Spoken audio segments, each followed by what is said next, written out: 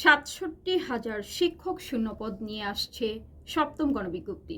দর্শক, আমন্ত্রণ জানাচ্ছি দৈনিক শিক্ষা .com-এ। আপনাদের সঙ্গে রয়েছে আমি সাবিহা সুমি। বেসরকারি শিক্ষক নিবন্ধন ও প্রত্যয়ন কর্তৃপক্ষের বহু প্রতীক্ষিত সপ্তম গণবিজ্ঞপ্তি অবশেষে প্রকাশ যে কোনো সময়।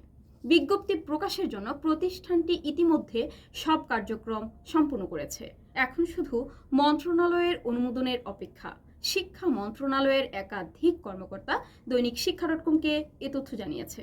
তারা জানান, সপ্তম গণবিজ্ঞপ্তি প্রকাশের জন্য এনটিআরসিএ থেকে মন্ত্রণালয়ের অনুমোদনের চিঠি পাঠানো হয়েছে, কিন্তু কিছু ঘটনার কারণে অনুমোদন দিতে দেরি হচ্ছে। তবে শিগগিরই অনুমোদন দেওয়া হবে।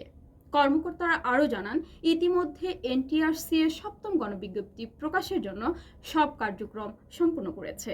যেহেতু এ গণবিজ্ঞপ্তিতে সমতা বিধান সহ বেশ কিছু পরিবর্তন আনা হয়েছে, তাই আশা করা যাচ্ছে এতে অনেকেই শিক্ষক হিসেবে নিয়োগের সুপারিশ পাবেন। এতে শিক্ষক সংকট দূর হবে বলেও আশা ওই কর্মকর্তার। এর আগে ৭২,০০০ শূন্যপদ যাচাইয়ে ৩ অধিদপ্তরকে চিঠি দিয়েছিল এনটিআরসিএ। সেখান থেকে দেখা যায়, যাচাই বাছাই শেষে মাধ্যমিক ও উচ্চশিক্ষা অধিদপ্তর থেকে ২৯,৫৭১, কারিগরি শিক্ষা অধিদপ্তর থেকে ৮৩৩, মাদ্রাসা শিক্ষা অধিদপ্তর থেকে ৩৬,৮০৪টি শূন্যপদের চাহিদা পাঠানো হয় এনটিআরসিএতে।